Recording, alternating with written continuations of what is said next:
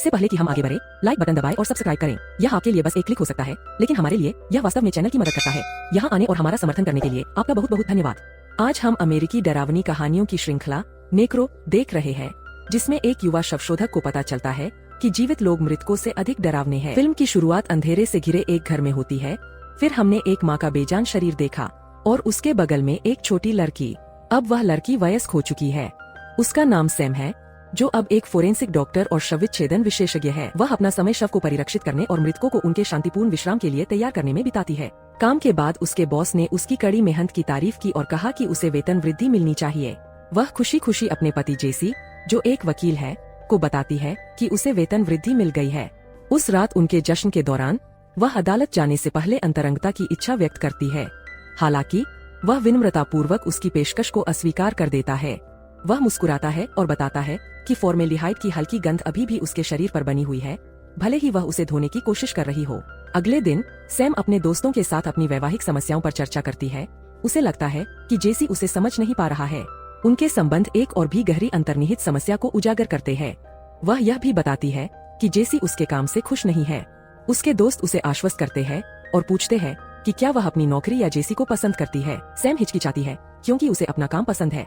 वह बताती है कि कैसे मरे हुए लोग कभी कभी कराहते हैं या उनका लिंग खड़ा हो जाता है और उसे कैसा लगता है कि वह लोगों को उनके प्रियजनों से फिर से मिलाने में मदद करती है, भले ही कुछ समय के लिए ही क्यों न हो। सैम जब एक लाश पर काम करने की तैयारी कर रही होती है तो उसकी मुलाकात चार्ली से होती है, जो एक नया कब्र खोदने वाला है और उसका व्यक्तित्व भी दिलचस्प है।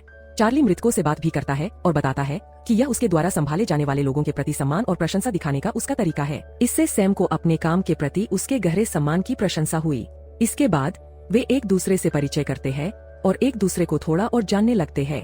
उस शाम बाद में सैम जेसी के लिए तरोताजा और अच्छी खुशबूदार रहने के लिए खुद को साफ करता है और अंततः वे दोनों भाप से भरे संभोग का आनंद लेते हैं। जब वे कुछ शारीरिक गतिविधि कर रहे होते हैं तो सैम खुद को चार्ली के बारे में सोचते हुए पाती है। अगले दिन काम पर सैम और चार्ली एक दूसरे से जुड़ते हैं। मृत्यु, तिब्बती, अमेजन और बहुत कुछ पर चर्चा करते हैं। वे दोनों मृत्यु के बारे में बात करना पसंद करते हैं। आज ईर्ष्या पैदा होती है, जिसके बाद एक मृत व्यक्ति के बारे में बातचीत होती है जो परिवार के बारे में चर्चा की ओर ले जाती है। चार्ली ने बताया कि उसका पूरा परिवार एक शराबी ड्राइवर के कारण मर गया, एक ऐसा अनुभव जिसने उसे जीवन का महत्व समझाया और उसे वैसा ही जीने का साहस दिया जैसा वह है। वह सैम को अपने परिवार के बारे में खुलकर बताने के लिए प्रोत्साहित करता है, लेकिन जेसी का फोन आने से उनकी बातचीत बाधित हो जाती है, जिसमें जेसी उसे बताता है कि उसके माता पिता घर पर है। सैम घर से निकलकर वापस आती है और घर के अंदर अंधेरा पाती है, गंदगी देखती है और अपनी माँ की हत्या की यादें ताजा कर देती है। घबराई हुई वह रोते हुए गिर पड़ी और उसके चेहरे पर आंसू बहने लगे। यह अराजकता जेसी द्वारा रची गई साजिश निकलती है, जो उसे प्रपोज करती है। हालांकि जेसी के इस प्यारे से व्यवहार ने अनजाने में एक दर्दनाक याद को वापस ला दिया। भारी मन से सैम ने जेसी के गंभीर प्रस्ताव को अस्वीकार कर दिया। उसकी आवाज पश्चाताप और दुख से भरी हुई थी। आंसुओं के साथ सैम ने जेसी से कहा कि वह किसी ऐसे व्यक्ति का हकदार है जो दर्दनाक यादों का बोझ उठाए बिना उसके रोमांटिक प्रयासों की पूरी तरह से सराहना कर सके। दिल टूटकर वह घर छोड़कर चली गई, जिससे जेसी और मेहमान उलझन में पड़ गए। एक और दिल दहला देने वाली रात में सैम जॉन के रूप में सूचीबद्ध एक शरीर की पहचान करने के लिए मुर्दाघर की ओर गया। जैसे ही उसने चादर को खोला, खुद को ओवरडोज के कारण एक और त्रासदी के लिए तैयार करते हुए वह चार्ली को पाकर चौंक गई। अभिभूत सैम उससे बात करते समय भावुक हो गई। चार्ली हमेशा उसका गर रहा था, जिसने उसे सांत्वना पाने के लिए गहराई से समझा। उसने उसे धीरे से चूमा, उसकी खामोश कंपनी में शांत महसूस किया। समापन की तीव्र इच्छा से प्रेरित होकर सैम उसके शरीर पर लेट गई, एक ऐसे बंधन की तलाश में जो तर्क से परे था।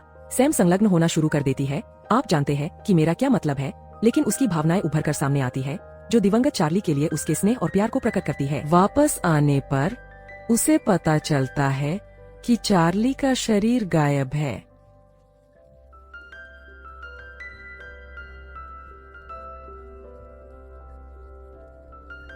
उसने अपनी सांस को धीमा करने के लिए एक गोली ली थी और उसे उसकी निराशा से बाहर निकालने के लिए एक नकली चीरा लगाया था। सैम ने उस पर एक सीमा पार करने और उसे अंतरंग क्षण में धोखे से लाने का आरोप लगाया। पछतावे से भरे चार्ली ने कहा कि वह बस उसे ठीक करने में मदद करना चाहता था। उनका तर्क आरोपण और पछतावे में बदल गया। विश्वासघात महसूस करते हुए सैम ने कहा कि वे बिल्कुल भी समान नहीं थे और चार्ली को मुर्दाघर में छोड़कर चला गया। 2 महीने बाद सैम को एक मेकअप काउंटर पर एक नई नौकरी मिल गई, जहाँ कभी कभी चार्ली की यादें वापस आ जाती थीं, जो उसे परेशान करती थीं। अपनी शादी के दिन सैम की दोस्त डेनी ने देखा कि नौकरी छोड़ने के बाद से वह बदल गई है। चिंतित, डेनी ने धीरे से पूछा कि क्या सैम ठीक है। शादी खूबसूरत थी, प्यार और खुशी से भरपूर। अपनी प्रतिज्ञाओं में सैम ने जेसी की प्रशंसा करते हुए कहा कि वह उसका सहारा है। जेसी ने अपने खास पलों का एक दिल को छू लेने वाला वीडियो बनाकर उसे चौंका दिया, जिससे मेहमानों की मुस्कान और आंसू छलक आए। माहौल तब बदल गया जब एक रिकॉर्डेड फुटेज में सैम को बेहोश चार्ली के साथ संभोग करते हुए दिखाया गया, जिससे मेहमान चौंक गए। वीडियो में जेसी ने हैरान और भ्रमित होकर मांग की। उसकी आवाज दूसरे आदमी की आवाज से कांप रही थी।